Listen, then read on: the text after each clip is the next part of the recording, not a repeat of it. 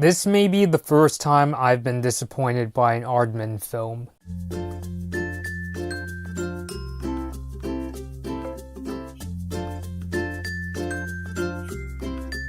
So Merry Christmas Eve, everybody. So I know I said previously that I would be reviewing a holiday movie every Friday in December leading up until Christmas, but I decided to make a couple exceptions for Christmas Eve and Christmas Day. And for Christmas Day, I have a really special review of a really great holiday special I used to watch as a kid, and that's coming tomorrow. But for today, we're checking out a movie that I really, really wanted to like, but it was actually quite disappointing.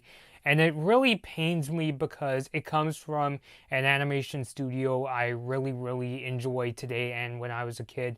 But this movie may actually be the first dud I've seen from them. I mean, it's not terrible, but it's a really clumsy movie. And that movie is Art for Christmas, which I know it's kind of strange that I'm reviewing Art for Christmas, and I'll just give it away that I'm reviewing Art for Perfect Christmas tomorrow on Christmas Day, but in reality, these are two totally different movies. So my take on Aardman movies, it's the company that made Chicken Run and the Wallace and Gromit shorts. I grew up on these movies. Like, I used to watch the Wallace and Gromit shorts all the time as a kid. They were probably some of the first cartoons I got to watch, and my dad introduced me to them right around the time I was getting into things like Sesame Street and the Nick Jr. cartoons like Little Bear. And Chicken Run, believe it or not, was actually the very first movie I saw in theaters. I was like 4 years old at the time, seeing it in the year 2000.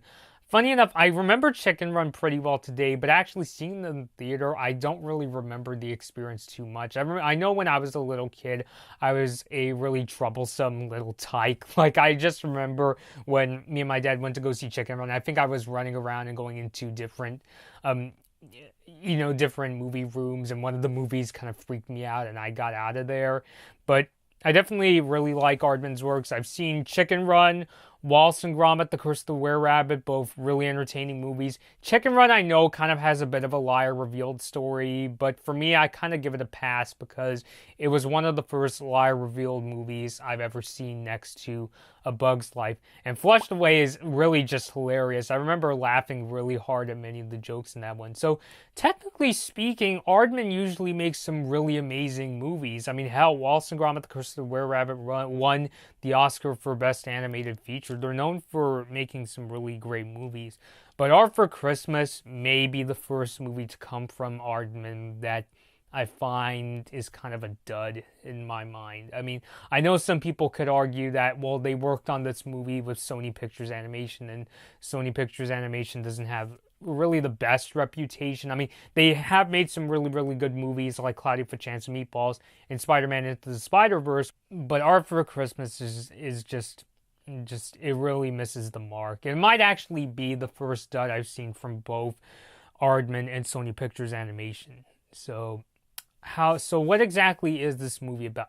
Well, kind of like Disney's Prep and Landing, it's one of those Santa movies that kind of treats the mission of giving the presents to kids on Christmas like a whole operation, like the elves act like spies, and they all go around making sure that the kid doesn't wake up while they're putting in the presents. The main story of Art for Christmas is that the title character, played by the great James McAvoy, finds out that one of the toys that Santa was supposed to give didn't get delivered, so she might wake up being the one kid on Christmas that wakes up not having toys. So he sets off on this mission with his grandfather, Grand Santa, and this other elf who's really, really good at wrapping toys. So on the surface, it sounds like it should be a really cool sort of adventure movie. Like, I mean, okay, maybe not the most amazing, but it should still be a lot of fun, especially coming from Aardman. They know how to make these really tightly paced, I make it sound like they're doing action movies, but well-paced and really fun and enduring in movies. And unfortunately, Art for Christmas really misses the mark.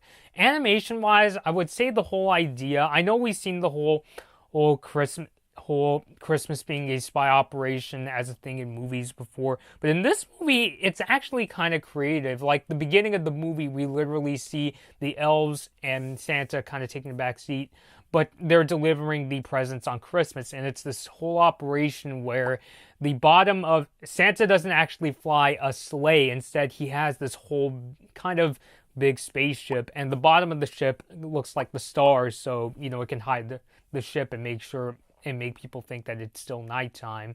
And the size of this operation, like the inside of the ship and all these elves working together in this kind of mission control sort of a way, is really massive. Like, if there's one thing I could really say about the animation, is that the inside of the ship is incredibly massive, and it is definitely a lot of fun to watch these elves, work together to deliver Christmas presents. But sadly, the rest of the movie is nowhere near as creative.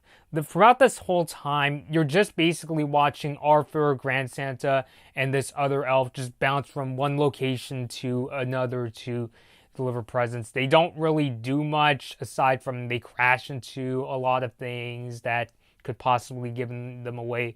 In fact, there's this whole cheesy subplot that the rest of the world thinks that what's happening is that there's an alien invasion bouncing around from country to country to country. Like Arthur, Grand Santa, and the elf, they go from like Toronto, Canada to this part in Africa, and they bounce into, I'm doing this out of order, but basically these are the lists of location, and they don't really do much. When they're in Africa, to get the reindeer moving, they have to use this magic dust to get them to move, and it results in all these animals in this part of Africa being, lifted up and levitated, and the rest of the world is like, oh, alien invasion, and it's really cheesy.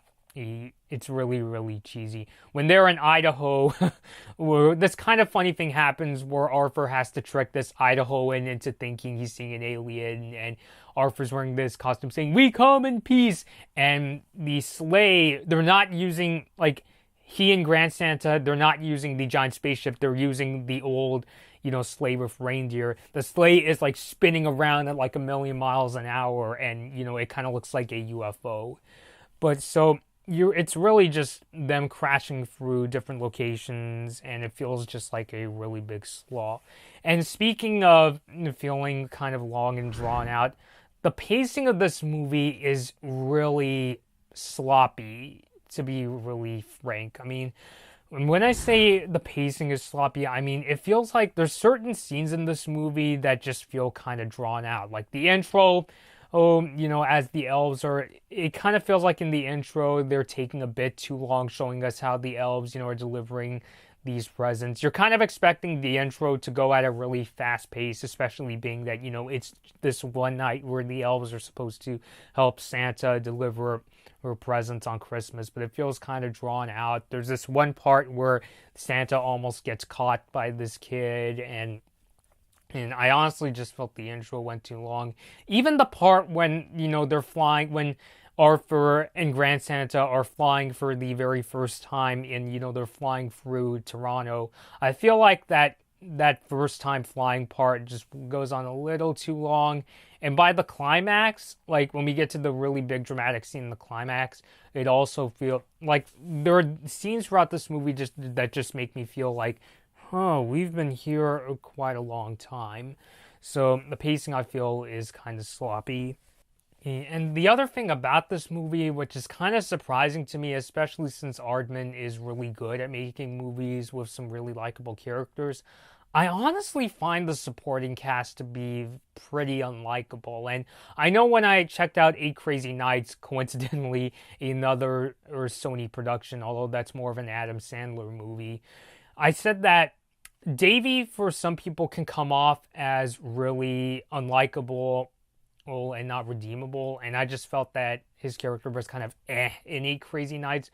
But in Arthur Christmas, I find that a lot of the supporting cast just come off as a little too mean-spirited.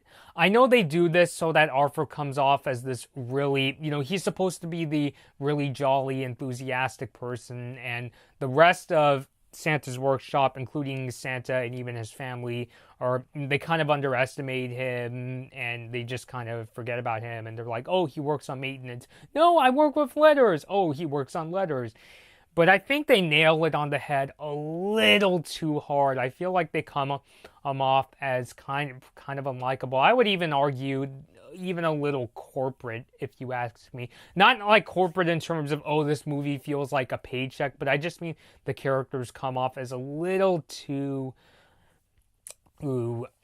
ignorant. You know, I mean, I know that Arthur's brother Steve says the line, you know, about this whole operation. Steve is worried that, oh, what if we get caught trying to deliver this one present to this kid? And Steve even says the line, you know, who cares about a single child?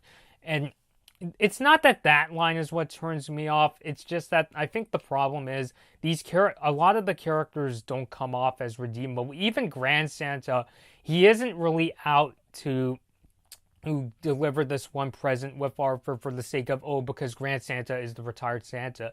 It's more because he just wants to take these pictures with his reindeer. So I just feel like they come off as a little too unlikable. They do redeem themselves in the end, but I will say throughout the middle of this movie, I feel like they just kind of got under my skin. And I know they do try a little bit. They do try to make these characters redeemable with very hit and miss effects. With Santa, it works out. They do try to make Steve a little more sympathetic, and that Steve really wants to become the next Santa, but his father, or the current Santa, really wants to keep the job, and Steve is kind of disappointed. But that whole thing gets sidelined pretty quick, if you ask me, at the beginning of this movie.